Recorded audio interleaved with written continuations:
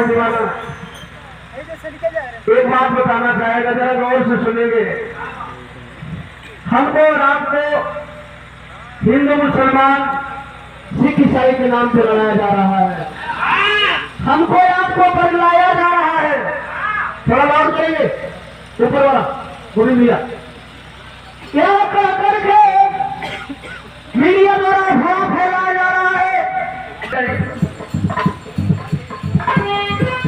अनिल भैया बल्ली से, मनोज कुमार भैया बल्लीपुर से 100 रुपया।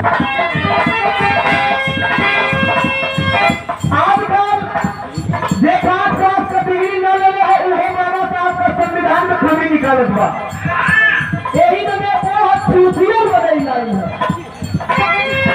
जो 5 मिनट है वो बाबा साहब का संविधान में खामी निकालत है, ऐसे उल्लंघन।